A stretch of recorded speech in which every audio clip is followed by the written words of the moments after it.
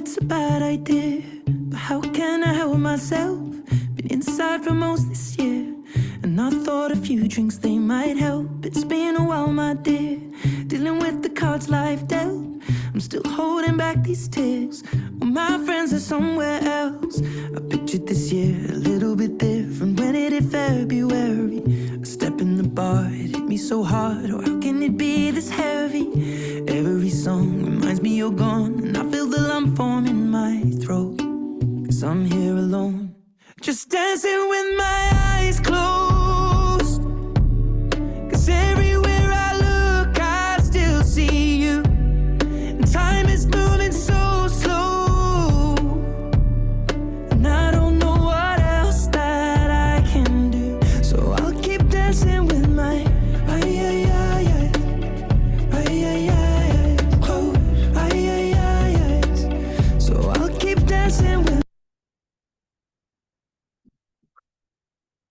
Hello guys,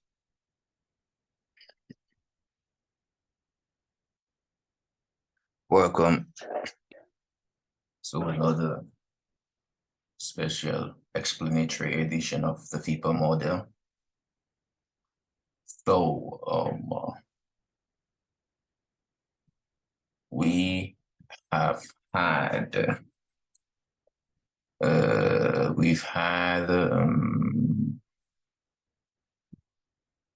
a couple of previous videos explaining our models, how it goes so far. Okay, this one I'm about to show you guys the cell model and confirmations or reason why it should reach to that level before it sells. Okay, so this is a typical Fipa cell model, a very, very clean typical cell model. So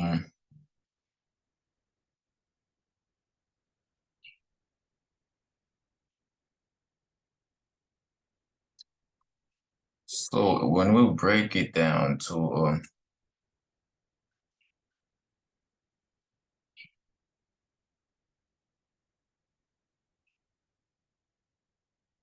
a 1 hour, okay, but let's go to the weekly. Okay, so the weekly directional bias, we have a lot of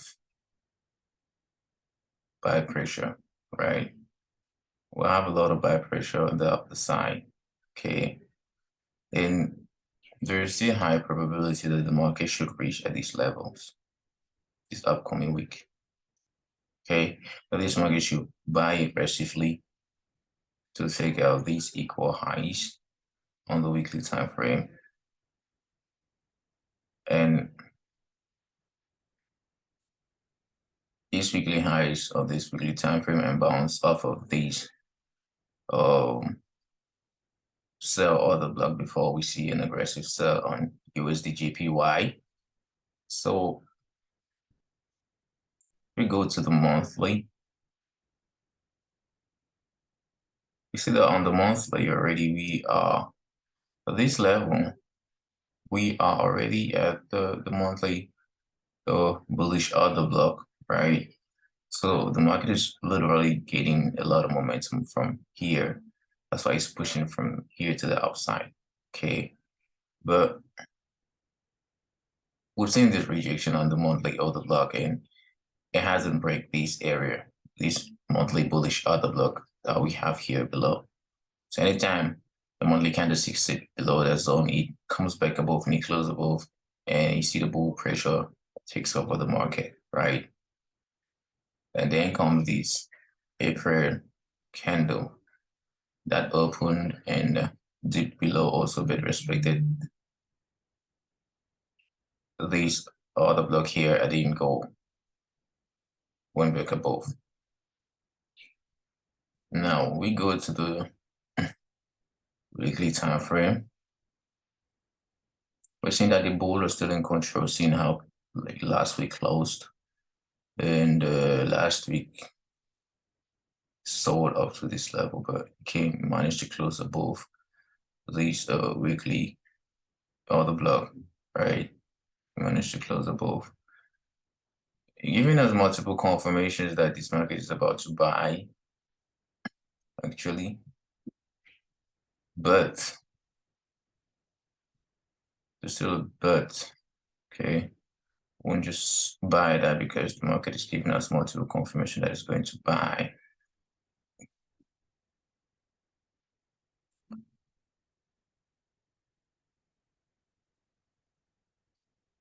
So I want us to observe the way the bull pressure has been taking over from the higher time frame to the smaller time frame. Okay, the bull pressure are really taking over. So see how on a daily candlestick we had this nice candle bullish from taking over to form the bullish order block. We had this SIP in here, came back close above, and the next week was boom, bullish, right? And after that, we saw these nice rejections over here when the market was rejecting off of these daily order block to here.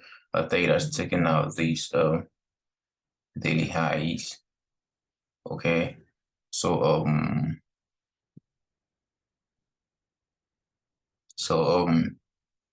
after it took out this high, now watch out the way the body of this candlestick was playing here. It wasn't closing above the previous one, so it was definitely a sell coming in.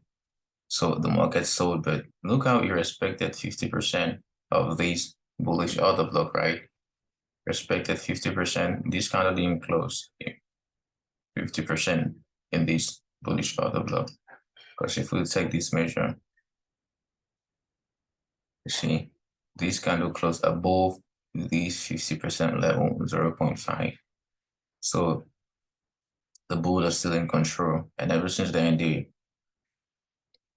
candlesticks that respected it, okay, it respected it, it hasn't closed above, it respected it. So boiling down to our daily breakdown now, what do we see? We see that this market has taken out the previous highs on the daily candlestick at this level, and it bounced off of the zone. Okay, it bounced off of the zone, and you got an aggressive sell, right? We got a three daily continuous sell continuation, and ever since then the market hasn't reached back here, right? So what do we observe on these specific trade? We observe that if we go to the weekly, to the 4-hour candlestick, right? What we're gonna see there is this area. We have a 4-hour swing sell point that gives us an insight of where the market might gain more momentum instead to sell, right? Because there is the liquidity here for those who have been buying this market that the market hasn't even reached out for. There is an imbalance here that the market hasn't filled for some time now. And there's a stop below this area as well for the people that have been buying this market for a very long time. Okay. And not forgetting that we still have these equal highs. Okay, we still have these equal highs that the market might reach out for and bounce off of this daily order block, right? Bounce off of this daily order block before we see some aggressive sell or continuation of a buy to this imbalance as well. But focusing on the smaller time frame right now, right?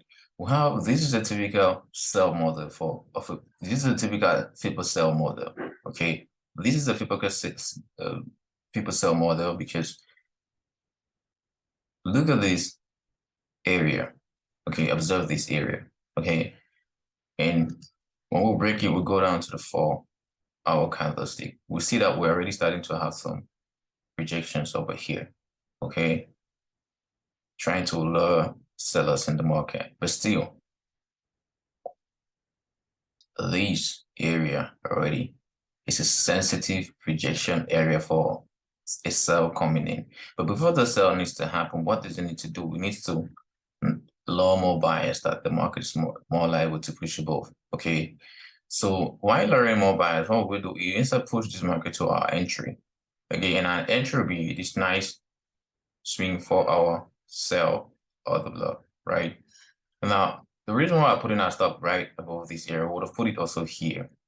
Okay, but we are putting it right above these areas because we want to leave the market the chance to have a lot of volatility if it wants to have some volatility before going to our sides. That's the reason why when you're trading, don't use huge lot sizes. Okay, use reasonable lot sizes, and along time you'll compound your understanding about your strategy, and as time goes by, you can start increasing your lot sizes. Don't use a lot size that you can just literally blow your account because you just want to make aggressive money on just one trade. Okay, so these market is more likely to reach to this point, giving us an amazing sell entry.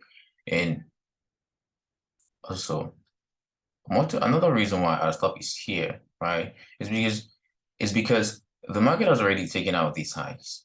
Okay, the market has already taken out these highs, and it came back on the 4-hour candlestick, came back, respected this zone, even though it came out and take the stops of these people that we're seeing here, right?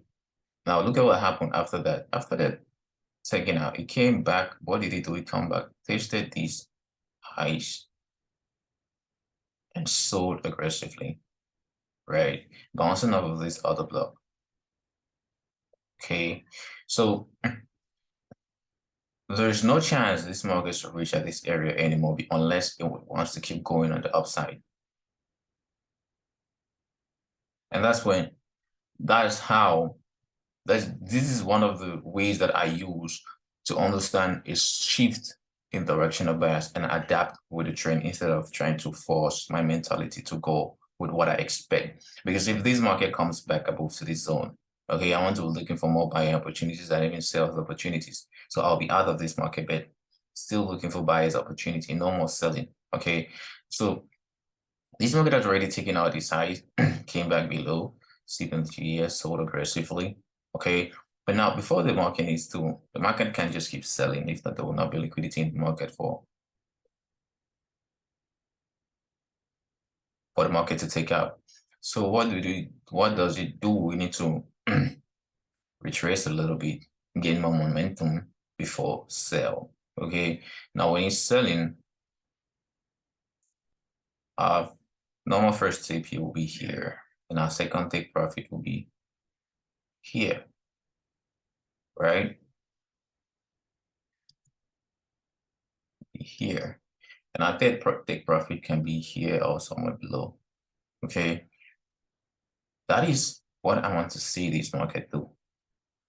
This is my sell model. This is the Fipa sell model by OKTgenesis.py or by OKTgenesis as a whole, because I used to change those dots to a lot of or moreover, the demo baller. Yeah, I go by that name. Yeah, I just like it because a lot of people on social media just they be like, oh, I'm a real trader, real funded trader, real strategy, best strategy. I'm like, nah, let me go with the irony of what to do. That's way better. So I want to see this market reach to this point. So if you reach there, let's see our risk to reward. We technically, I think it was a technical 100 pip stop. So if you're using a 0.10, be willing to lose a 116 pip if it doesn't go to our directional bias. But if you go to our directional bias, be willing to get $300. That's a 1:3 risk to reward. Okay, So I personally am willing to lose, let's say $700 on this trade. Yeah, $1,000, something like that. On this trade, nothing more.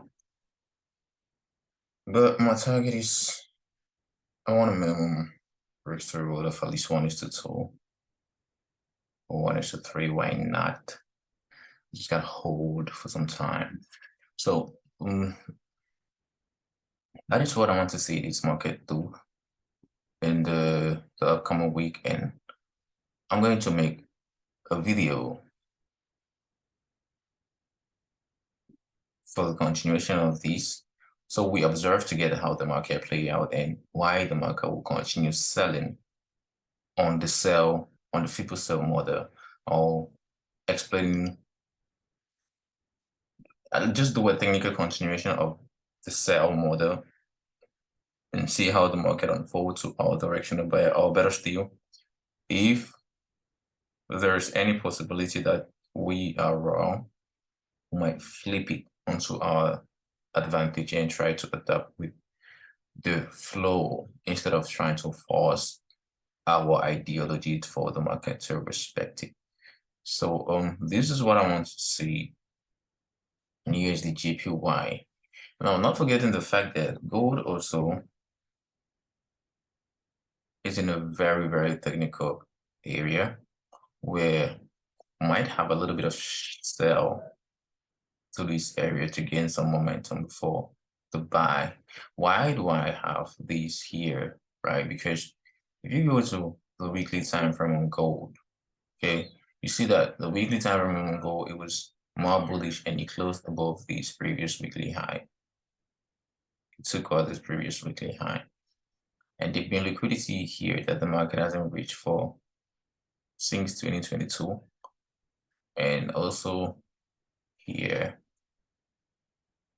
since 2020. So there's a high probability for these gold to reach to 2100, but you need to gain some momentum on this area before the push above. Okay, you need to get some momentum here before the push above. So this upcoming week, what I want to see this upcoming weekly candlestick do is maybe sell here and gain momentum on these weekly bullish order block and buy above to these areas. Okay, so while it will sell below, where will it bounce off of? There are some areas of consideration. These daily bullish order block, it might bounce to this area before boom to the upside again, and boom. Or you might as well just continue applying the buy pressure. And another confirmation for the buy on the gold is the fact that we have this, or the block on the monthly time frame. So the market is very difficult for you to see this month close below this area. Very, very difficult unless we have a ridiculously unpredictable nose, which has been very, very, very, very, very rare to see in these markets. So there is a more possibility for this market to shift above, giving us also more confirmation why USD JPY should sell, because gold and USD JPY are invertedly correlated. And what do I mean by that? If gold is buying, you are more likely to see USD JPY sell. And on the contrary, if USD JPY is selling, buying instead, then you're more likely to see gold actually selling. That's the way they work. They work invertedly correlated to one another. So, but better still, can we still have this market reach to this area? Why not? Because the market is full of volatility, right? You can still drop below to take out these lows, and bounce here. And watch how here is still inside the monthly order block, right? You can see gain some momentum here before an aggressive buy to the upside. So we are open to these. So we can take a trade here, and if we take a loss, boom, there's nothing bad about it. So you can still have another nice entry here to push it back to the upside. So that is our breakdown for USD JPY on gold using the Fipa sell and buy model explained all together. Okay. So that is it for this session. I hope it was an educational for you guys. I hope it help you understand some aspects about the Fipa model and how market is controlled by liquidity, price, and time. Now, let's not forget our economic calendar for the upcoming weeks, because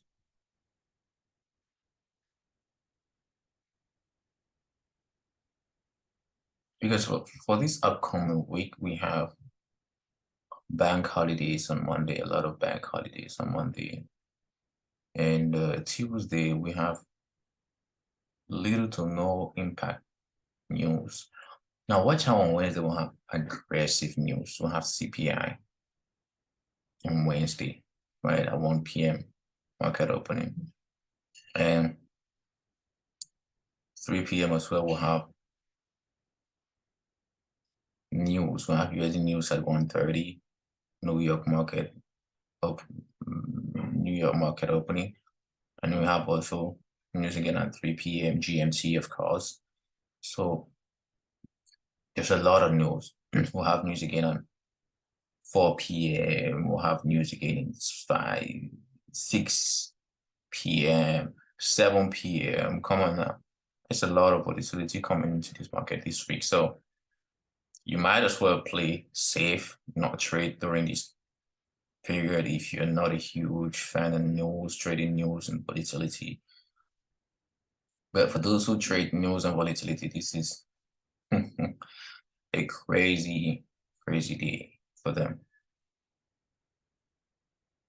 So on Thursday as well, we have aggressive news too, not compared to Wednesday, but it'll do. We have an aggressive news on New York market opening as well. And on Friday, so we have news on Wednesday, Thursdays, and Friday to end the week. And I believe these are the news that is going to push the market to our directional buy. So thank you guys for watching, and let's wrap it up all quick. Don't forget it's LKT Genesis, the demo baller. So thank you guys for listening and for attending. I really do appreciate everybody that did attend. So see you on our next video for the continuation of this breakdown